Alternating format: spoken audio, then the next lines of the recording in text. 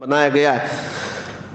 اللہ کے نبی صلی اللہ تعالیٰ علیہ وسلم سے محبت یہ انسان کی فطرت میں ہونا چاہیے، اور محبت کسی سے ہوتی ہے تو اس کے آثار اس کے چہرے پر بھی ظاہر ہوتے ہیں، اس کی زندگی پر بھی ظاہر ہوتے ہیں۔ آدمی محبت میں جب مبتلا ہوتا ہے تو اس کی زندگی میں چینجنگ شروع ہو جاتی ہیں، تبدیلیاں آنے لگ جاتی ہیں۔ عام سی بات ہے، آپ دنیا میں بھی دیکھیں، ایک مجازی عشق و محبت میں جو بندہ پاگل ہونے لگتا ہے، کسی لیلا کے پیچھے ہے، کسی محبوبہ کے حسن کے پیچھے پڑ جاتا ہے، اس کی زندگی میں چینجنگ آ جاتی ہے، وہ سب کچھ چھوڑ چھاڑ کر کے پیچھے لگا رہتا ہے۔ کبھی کبھار ہم نے دیکھا کتنے مجنوں ایسے ہی بنے ہیں شعر و شاعری کرتے ہوئے۔ محبت یہ اگرچہ دنیاوی عشق ہے، دنیاوی محبت ہے، مجازی عشق ہے، لیکن جو کائنات کے آقا و مولا کی محبت میں فدا ہوتا ہے، پھر وہ سر چڑھ کر کے بولتا ہے جان ہے عشق مصطفیٰ، جان ہے عشق مصطفیٰ، روز فزوں کرے خدا، جس کو ہو درد کا مزہ ناز دوا اٹھائے کیوں۔ محبت کی ایک بات ہے میرے عزیزوں، جب تمہیں سچی محبت ہو جائے نا، یہ عام سی بات ہے تقریروں میں کہہ لینا یا کسی اور کو کہہ لینا کہ میں ان سے بہت محبت کرتا ہوں، یہ ایک الگ مسئلہ ہے، لیکن ریئل جو ہوتی ہے، جو ایک دم پیور جس کو کہتے ہیں، وہ محبت ہوتی ہے، تو پھر کائنات میں ہر جگہ اسے اپنے محبوب کا ہی حسن نظر آتا ہے۔ وہ اپنے محبوب کے علاوہ کسی چیز کا تذکرہ پسند بھی نہیں کرتا۔ ہم ایسے عاشقوں میں بریلی کے امام کو دیکھتے ہیں جنہوں نے اپنی زندگی حضور کی محبت میں فنا کر دی۔ ان کا حال تو یہ تھا، جس چیز کو دیکھتے اپنے نبی کو یاد کرتے۔ حضور پاک صلی اللہ تعالیٰ علیہ وسلم کی محبت رچ بس جانا۔ محبت کی علامات میں آپ کو بتاتا ہوں، بندہ جب کسی کا ذکر کرتا ہے تو بار بار اس کا تذکرہ اس کی زبان پر آنے لگتا ہے، بار بار اس کا تذکرہ آنے لگتا ہے۔ میں آپ کے ذہن کو قریب کرنے کے لیے ایک بات کہتا ہوں۔ ایک بندہ مرید بننے کے لیے ایک بزرگ کے پاس، کہا کہ مجھے مرید بنا دیجئے۔ کہا جانتے ہو مجھ کو؟ کہا پہلے سنا تھا، آپ بڑے بزرگ، آپ کے پیچھے چلوں گا۔ انہوں نے کہا میرا جو طریقہ ہے وہ یہ ہے کہ پیر سے بے انتہا محبت ہونی چاہیے۔ کہا میں محبت کرتا ہوں آپ سے، مرید کر لیجئے آپ۔ کہا ایسی نہیں، میں دیکھنا چاہتا ہوں۔ دیکھنے کے لیے انہوں نے ایک طریقہ کیا اپنایا، کہا ایک بھینس خرید کر کے اس کے حوالے کر دیا۔ کہا یہ بھینس لے جا، اس کو پال۔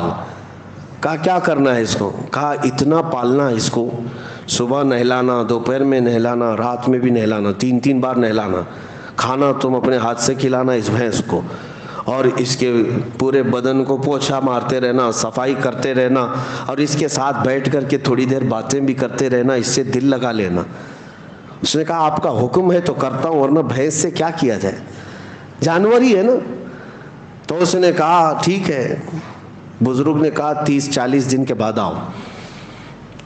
8 دن کے بعد وہ آیا تو اس سے پوچھا کیا حال ہے؟ کہا ٹھیک ہوں۔ کہا بھینس کا کیا حال ہے؟ کہا وہ بھی ٹھیک ہے۔ پھر انہوں نے سوال کیا دن بھر کیسے گزارتے ہو؟ کہا اچھے سے گزارتا ہوں۔ بھینس؟ وہ بھی اچھی ہے۔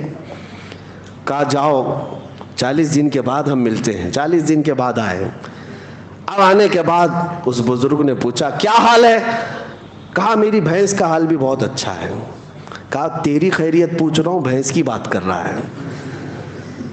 دن کیسا گزرتا ہے؟ کہا میری بھینس تو بہت اچھی ہے، صبح اٹھتی ہے میرے ساتھ بات کرتی ہے، دوپہر میں نہلاتا ہوں، رات میں اس کے ساتھ بیٹھتا ہوں۔ کہا میں تیری خیریت پوچھ رہا ہوں، بھینس کی بات کر رہا ہے۔ اس کے بعد جتنے سوال وہ کرتے رہے، ہر بات میں بھینس۔ تب اس بزرگ نے فرمایا کہ یہ صرف اور صرف ریہرسل ہے، ایک پریکٹس ہے۔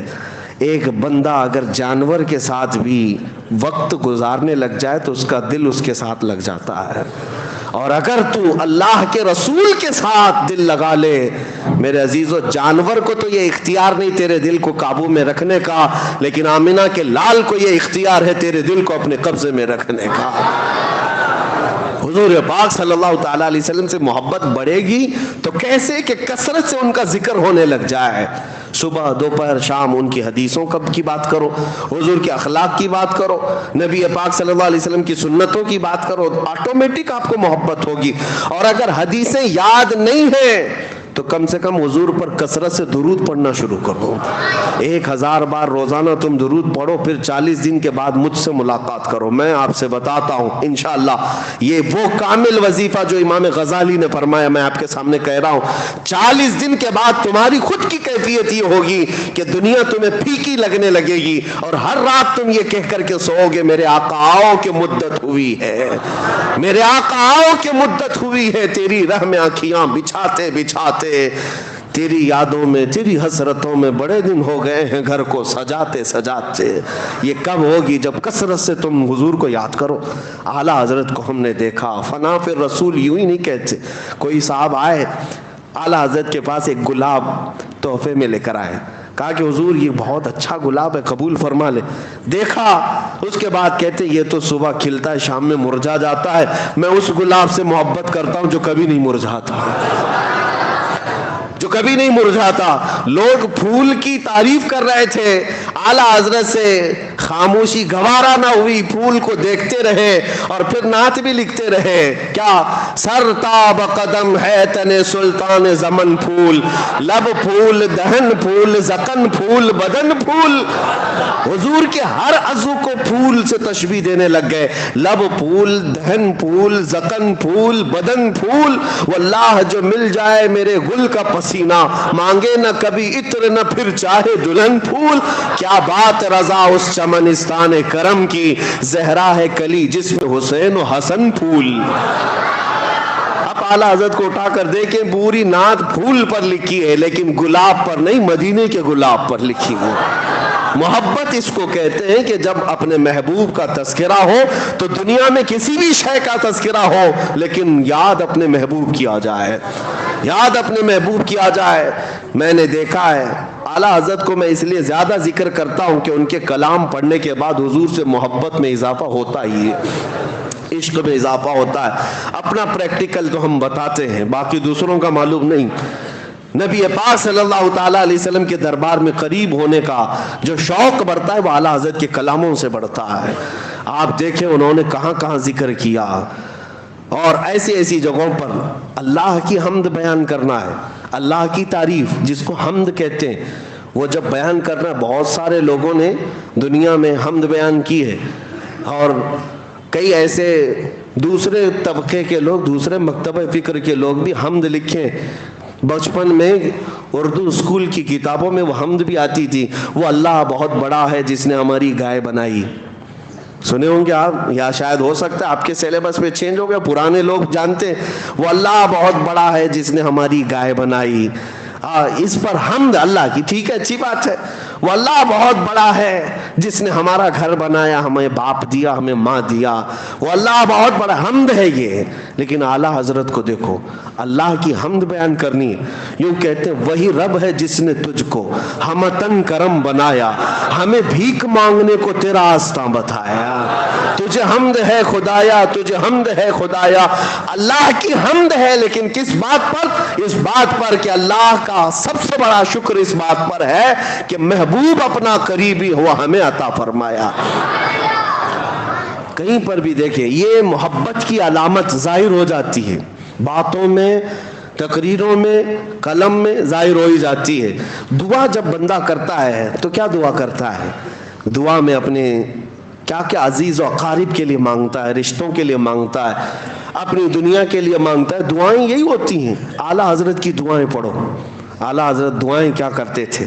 اللہ اکبر. وہ بھی مناجات آپ نے سنے ہوں گے, مشہور دعا اعلیٰ حضرت کی, یا الہی ہر جگہ تیری عطا کا ساتھ ہو.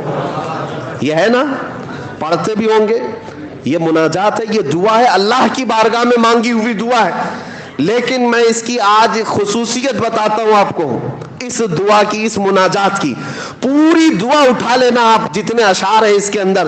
پہلے مصرے میں اللہ سے طلب, اللہ سے مانگ رہے, اور دوسرا مصرع جو بھی آئے گا اس میں, اس حمد میں, وہ صرف اور صرف رسول اللہ کو مانگا گیا ہے. हुजूर के तस्करे के अलावा कुछ भी नहीं मांगा आला हजरत ने। अब मैं पढ़ के सुनाता हूँ, देखो आप क्या मांगते हैं दुआ में भी। या इलाही हर जगह तेरी अता का साथ हो, जब पड़े मुश्किल शहे मुश्किल कुशा का साथ हो। दुनिया में कुछ नहीं मांगा, जब मुश्किल आए तो ऐ अल्लाह मुश्किल कुशा रसूल का साथ हो। और फिर आखिरी वक्त आए, या इलाही जब जुबाने बाहर आए प्यास से, ये क़यामत का मंजर है। या इलाही जब जुबाने बाहर आए प्यास से, क्या होना चाहिए? फिर कहते हैं साहिबे कौसर शहे जूदो सखा का साथ हो, रसूल का साथ। या इलाही गर्मी महशर से जब भड़के बदन, दामने महबूब की ठंडी हवा का साथ हो। हर दुआ में देखो रसूल का तज़किरा। और फिर नज़ा का वक्त आए तो क्या होना चाहिए? या इलाही भूल जाऊं नज़ा की तकलीफ को। कैसे? अल्लाह किसी फरिश्ते को भेज देना, तकलीफ आसान कर देना नहीं, कैसे तकलीफ दूर हो? या इलाही भूल जाऊं नज़ा की तकलीफ को, शादी दीदार हुस्न मुस्तफ़ा का साथ। हुस्न मुस्तफ़ा मेरे सामने आ जाए और मैं नज़ा की तकलीफ भूल जाऊं। मांगते हैं अल्लाह की बारगाह में तो रसूल पाक का ही सदका। और इतना ही नहीं, या इलाही जब चलूं तारीक राहे पुल सिरात, आफताबे हाशमी नूरुल हुदा का साथ हो। यानी पुल सिरात पर भी चलने के वक्त आला हज़रत जो मांग रहे हैं वो आफताबे हाशमी नूरुल हुदा रसूलुल्लाह का साथ हो। या इलाही जब सरे शमशीर पर चलना पड़े, सरे शमशीर किसको कहते हैं? तलवार से ज्यादा तेज बारीक रास्ता है, उस वक्त जब कठिनाइयां होंगी, मुश्किलें होंगी, आला हज़रत कहते हैं या इलाही जब सरे शमशीर पर चलना पड़े, रब्बे सल्लिम कहने वाले गमजुदा का साथ हो। वो भी रसूल पाक ही हैं, रसूल पाक ही हैं हर मिसरे में। यहां तक कि जब आपने अपनी मुनाजात को खत्म किया, आखिरी शेर लिखने पर आए, कहते हैं या इलाही जब रजा ख्वाबे गिरा से सर उठाए। ख्वाबे गिरा किसको कहते हैं? लंबी नींद सोकर, मौत की नींद को ख्वाबे गिरा कहते हैं। जब रजा लंबी नींद सोकर अपनी कब्र से उठने वाला हो, दुआ तो यही होना चाहिए कि मौला मेरी नमाजें सब साथ रहे, हज भी साथ रहे, ज़कात भी साथ हो, मेरी तसनीफी काम भी सब साथ में रहे मेरे, ताकि मेरे अमाल में भारी हो जाए पल्ले में। आला हजरत की दुआ ये नहीं है कि मेरे सारे अमाल साथ रहे। कहते या इलाही जब रजा ख्वाबे गिरा से सर उठाए, दौलत बेदार इश्क मुस्तफ़ा का साथ। अगर कुछ रहे हमारे पास उस वक्त मौला इश्क मुस्तफ़ा साथ हो। यानी हर जगह जब रसूल का तज़किरा आए तो ये मोहब्बत की अलामत समझो। मोहब्बत सिर्फ और सिर्फ एक दूसरे को कह लेने से नहीं होती, उसकी जिंदगी में ये चीजें नजर आने लगती, उसकी एक्टिविटीज में ये चीजें नजर आने लगती हैं। बैठते उठते वो मेरे मुस्तफ़ा को याद करता है, उनकी अदाओं पर अमल करने लग जाता है। और जब रसूल पाक सल्लल्लाहु अलैहि वसल्लम की मोहब्बत दिल में रच बस जाए, हाल तो ये होता है कि उसे हर चीज में जलवा महबूब ही नजर आता है।